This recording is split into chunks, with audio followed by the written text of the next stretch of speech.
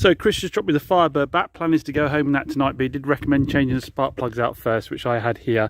I've also got to put the window wipers on because it looks like we could have a bit of rain. So our first Pontiac Firebird drive home is a fail. Nearly got home, not very far at all. Started overheating a lot because it had to come up a very long hill slowly because it's popping and spitting when you try and give it any real acceleration. So we're down at Moors and it's time to fill you in on everything's wrong with the Firebird. Obviously the fact it's on a ramp is not a good thing. We had Phil have a look at it because he did such a good job on my MGB, Phil down at Moors, got it running so nicely. I thought he was the right guy for it. Phoned me up yesterday and gave me quite a long list of things that are wrong with my Firebird. So I guess we can start from the back and go forwards really, can't we? Underneath here, he's found that there's quite a bit of fiberglass in the back here, where it looks like it's had a bump. We also have a missing drop link on the rear suspension, and it's actually missing the fitting for it at the top.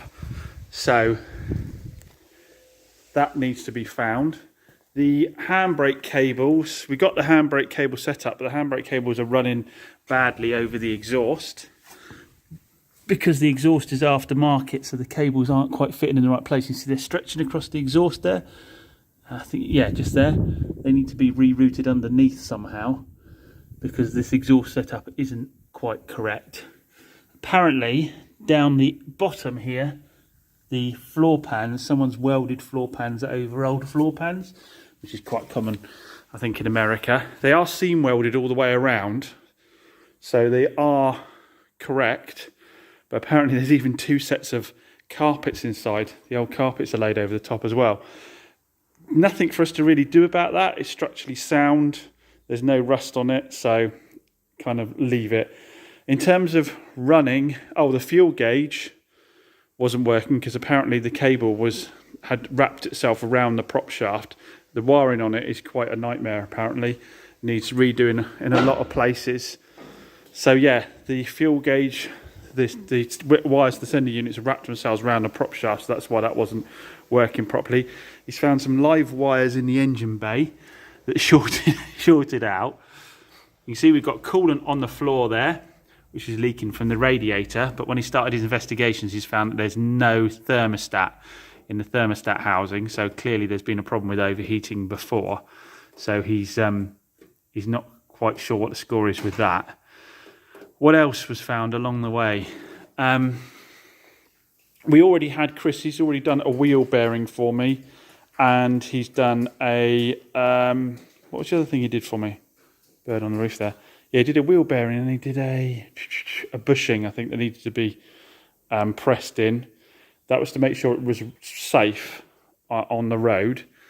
So yeah, quite a list of bits that need doing to the Firebird.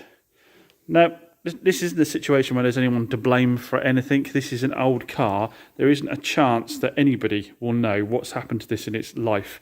It's as old as I am, this thing. And it's going to have had multiple owners who have done multiple things over time. You just have to decide how far you're going to go with it, really. My focus now is to get it roadworthy and safe and driving nicely. In terms of why it's popping and spitting and cutting out, we think the timing needs doing on it. So that's another thing he's going to do, and obviously a little bit more tweaking on the carburettor as well. So yeah, quite a bit of work to do. But yeah, in terms of this, you can't buy a car like this and start looking for someone to blame on the problems you have with it. It's so old and it's gone through so many owners. There's going to be such a lot of stuff that's gone on with it, and it's up to you as the new owner to decide how far you want to go with it. In terms of what I bought the car for, it's less than half what a good Firebird is worth. So I've got plenty of room to spend a bit of cash on it. I think the bones of it are good. Everybody seems to be happy with the bones of it. Structurally wise, it seems all right. Like I say, it's got a bit of fiberglass, but that's only the sort of rear valance bit back there. The rest of it, they seem to be happy with. Like I say, that floor pan repairs, they've been done well. They're seam welded all the way around. They're not just spot welded in. And the old panels aren't rusting, so they must have cut round it. But yeah, unfortunately, it's going to be a little while before I get to enjoy it, which is a bit of a bummer because I wanted to do Sunday morning coffee with Brooke in it. But there we go. Like I say, that is when you buy these old cars, you're going with your eyes wide open. Unless you're paying for a vehicle that's had a full resto, you're going to have to put your hand in your pocket. That's just the way it is. Right, so we've got Davey in from Universal Scuffs. He's sorting out that Hyundai i10. Yeah, I was going to do it myself to save a bit of cash, but I thought Davey was basically losing his skills from not being here often enough. So I thought we'd get him in to do it. Plus, it means it moves things along faster again, as always. Davey's promising me that you're getting some help in and that we might be going, might be here more often, mightn't you? Might be, yeah. I said I've always got stuff for him to do. I mean, we've got a boat of a Pontiac Firebird that needs paint as well, wouldn't we? That I did say I was going to do myself as well. And we've got the MGB at the back there. But there's always paintwork to do. And to be honest, if Davey's coming in more often, then I can afford to actually buy more. I've been avoiding stock that needs paint at the moment because I didn't have the time to do it. And I was just building up rows and rows of cars outside. But this game is all about having a little black book of good people to use. Unfortunately, I haven't got one, so I have to use Davey. You missed that dig completely. So we got Craig in from Custom Valets. He's doing the Corsa for me. I have to admit I forgot I had him booked in, but that's ideal because I need to get a load of stuff cleaned up and advertised now. I thought while he's here, as the professional, we'll see if he rates this GT Shine stuff. So I've given him a bottle of the, what you got there? Yeah, a bottle of the ceramic spray to put on at the end. But in between, let him have a little try of the GT Twist drying towel because I rate those. And then he can take the ceramic cuff with the buffing towel. So we'll let him get on, and then at the end he can give us our review and see if he rates it as well as I do. Right, you'll have to excuse the noise in the background because, as you guys know, it's a genuine working garage. We've got a compressor and a valeting van outside going. So just a quick look, Davey's done the paint for me, obviously, following day on the Hyundai. He left the blend lines for me to buff out. Better to leave it as long as you can before you start doing that. So I think the join was about here. So you can see, you can't really see without join. Lovely paint job on it. Black is a really hard colour to do. If there's any imperfections, you'll see it straight away. But he's done bang on. I've given it a quick buff on the bonnet there, down the wings, because if you're putting fresh paint on a corner, it will make everything else look really bad. So I've given it a quick machine polish. I'm still going to work my way around. Machine polish the mirror caps. This one over here, if you remember, was really faded, but with a buff with the machine polisher, that's come out lovely. So we'll get the rest of the valet done on this, and then we'll be able to photograph it, get it up for sale. Luckily, I think the interior is not going to need much at all because it's really, oh no, what's happened there? Oh, it's a bit of dust from him doing the painting yesterday, I think. But actually the rest of it's really, really clean. So that should clean up quite easily. And then we'll get it up for sale. And I say someone should be able to grab a bit of a bargain on this based on its category N status. But it's still, again, you know, 2012 versus 2016. 50,000 miles versus 80,000 miles. It's the mechanics of the car that is going to be the thing, isn't it? And you might as well get a newer with lower miles if you can. But again, there's always mixed opinions when I say that in the video, so it's always interesting to see your comments.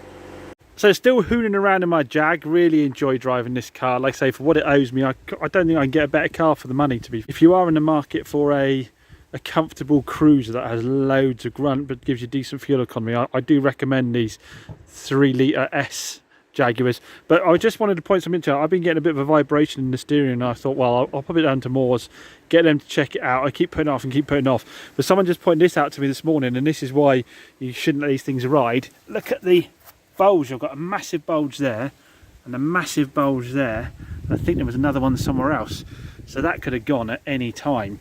So this will not be driven now until Monday morning, and the only place it'll be going is straight down to Moore's, which luckily is like less than a mile down the road, to get a tyre sorted. I don't know if that's as a result of whatever was causing the vibration that's done that, or whether that was what the problem all along was. We'll find out. Unfortunately, that's the corner that hits all the potholes, isn't it? So we'll see what the score is with that. But yeah, if you're starting to get vibrations on your car, that might be something to look out for. Another nice little buy to add to the stockpile today, this 2009 Ford Fiesta. I think it's a titanium. It's a 1.6 petrol, so a slightly bigger engine than I normally get. It's in nice condition. It's missing its fog light down there for some reason, but other than that, the paintwork's good. Looks nice and tidy. A little bit of a scuff on the alloy there, but yeah, overall 2009, it's a tidy car. It's got a really good service history. It's a full service history, stamped for every year. Lots of receipts there as well. It's also had a cam belt, I think it was 3 years ago. And it's also had a clutch a month ago. So cam belt, clutch, all the kind of things you'd want on a car of this age. It's done 110,000 miles. Just driven it back, drives lovely. Aircon's cold. All the trim inside is nice, not worn through, anything like that. Got its cruise control, auxiliary input. Don't think it's got Bluetooth, but I can put an adapter in for that. So yeah, it should be a nice car. The only problem I'm finding is, I don't know if you can hear this.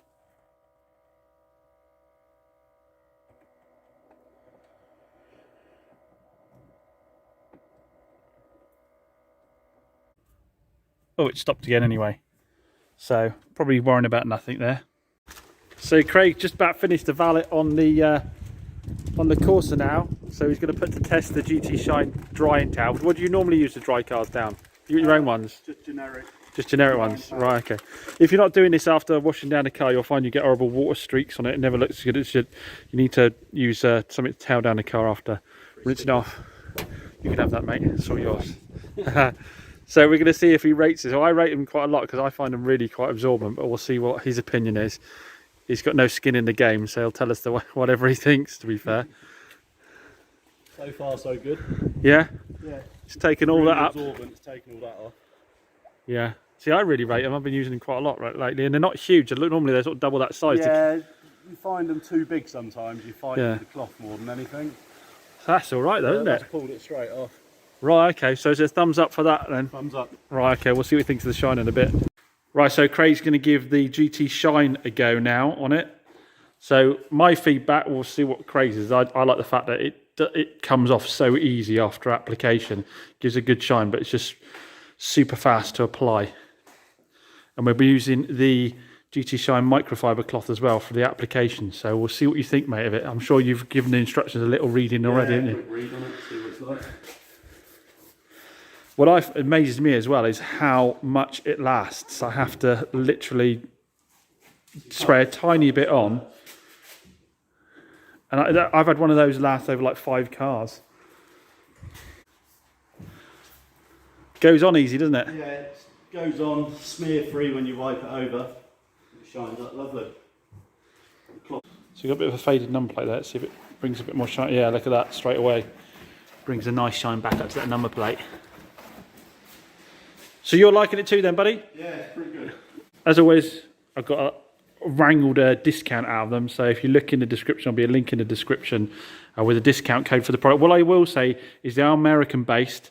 So delivery does take a little while to come to you. So you might want to order more than sort of one, because obviously the delivery costs as well. So you might order more than one at a time. Make life a little bit easier in the long run and a bit cheaper in the long run. So we're going to bang Craig a couple of these to take with him. Thank you. And give your customers a little treat of that, mate. So everyone, it's time to update the charity board because, as I said, when we raffled off the taxi, if you don't watch the channel regularly, this will not watch it. This is our board of where we raise money for charity via raffling stuff off. And we raffled off a T4 taxi. Now, the winner of the T4 taxi actually said they didn't want the car. So what they opted for was they opted for the tech bundle instead. Now what I said is because I've been given the tech equipment for free, if someone opted to have that rather than the taxi, I'd sell the taxi again and the money from the sale of the taxi would go on top to increase our charity contribution. I'll speak up a little bit because we've got some hoovering going on in the background now. But yeah, so what happened was we put the taxi up for highest bid. And let people send me an email with their highest bid for the taxi. First couple of people dropped out, third person finished on it. I won't give the figure because I don't know, I haven't actually asked them if they're okay. I don't know if they intend on flipping it or not. So I won't give the figure. What I will say is that after I take off an allowance for tax, because the money's been paid into the business, so it's taxable income, we are adding another, let me just get the exact number, another £1,249.50 to the figure. So we'll just draw that on. That takes us to, what is it, 6,000. So that takes us, if we add it to that, that takes us to £6,113.15. So let's draw that on. 6,000, we'll go to about here, we'll draw that on. And that is the taxi sale. What's the figure for that again? 12,490. And then we'll update this total up here. So 6,113.15 in total to date. So well on our way to our £10,000 target for the year. Massive thanks to everyone that got involved. In order to get us to that number, we've got our next raffle car here. I've been promising it for a while. So this is the Toyota Camry that we took down to Moores and had everything done on it. New tyres all round, new discs and pads all round, new cam belt, new catalytic converter. We had some welding done on it. It's got an advisory-free MOT, believe it or not, on a car this age. Next thing we do is pull it in and do the paint. So we've got some bits on the bumper here. We've got a bit on the front wing there to do. Just to, we're not going to obviously fully restore it. It's just to make it really tidy. We'll give it a machine polish. So this is the 2.2 litre automatic that we got in a while back. It's just a super interesting car. Got loads of history with it. Obviously what we've had done, I've dropped a fortune into it. So what it's going to make it is a really reliable modern classic to drive around. I think you could turn up at any show in this when I've finished with it and I've done the full tidy up.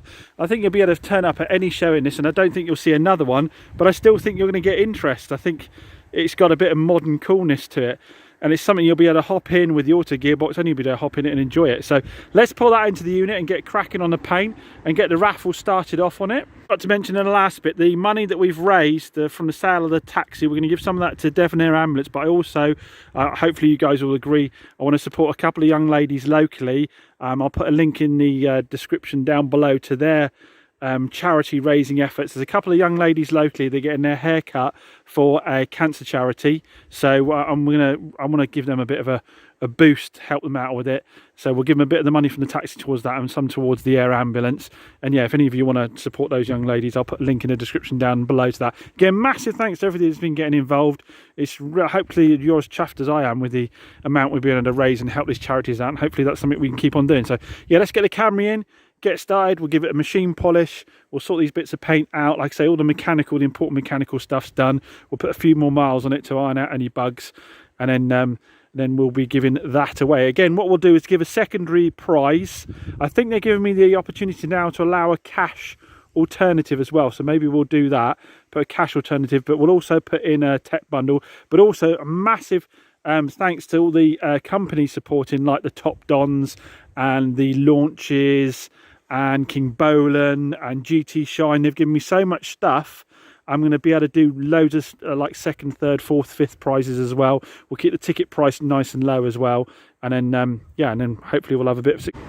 I will point out, with the amount of money I have invested in this one, it is quite a high risk one for me. Hopefully the ticket sales are high enough to, you know, I don't want to make money out of them, but at least sort of break even on my cost side of things. If we can prove the concept with this one, what I am considering doing, and comment down below, is going hell for leather and maybe doing the S2000 as a raffle car. You know, we need to up the price ticket a bit, and if we wanted to obviously still give some to charity, we'd need to make sure we did quite well on it. But yeah, always interested in your thoughts on it. Or are you happy just to keep doing the sort of the lower value cars and be able to give more to the charities? Or should we be doing something more mainstream? You know, something like a family car, something like a Focus like this here, or a little Fiesta run around. Again, the price ticket would be quite low because the values aren't massive on the cars, and we'd be able to give it more to charity. So yeah, always value your feedback, get in the comments, have your say. So here's the girls' Just Giving page. I think, well, like I say, we'll give them a little boost. I think what we'll do is give them the £249.50, the odd £249.50 off that. They are raising money for the Little Princess Trust, Little Princess Trust. We provide wigs to children with cancer to restore their confidence and identity. So well done to them. They've already raised £209. So hopefully, I'm not going to tell them we're going to do it, but we're going to give them that £249.50. So double up what they've got, more than double up what they've got already, and that should give the girls a bit of a boost as a reward for making the effort. So I'll put the link in the description down below for this one if anybody else wishes to donate directly themselves. Right, excuse the noise, it's pouring with rain outside, but our donation has gone through. And we are at £459, 305%. I did accidentally process it 3 times. I thought it hadn't gone through, so that might go up quite considerably. But we put it down as Chops Garage viewers, happy to support. So thanks for that, guys. Like I say, I'll put a link in the description down below if any of you want to do direct donations yourself. Hey guys, so yes, I did mess up. The reason being, I kept thinking they hadn't gone through. I kept thinking they'd timed out. Because of my internet connection, but I actually read, when I did the last one, I read what it said properly. It said, we will email you confirmation. It said we are processing it and we'll email you confirmation. I'm so used to payments going straight through. When it didn't go straight through, I thought it timed out, but apparently on Just Giving, it's just a note for the rest of you that sometimes it takes about 10-15 minutes for it actually to show, to update here and come out of your account. So the girls are going to be super pleased, I would have thought.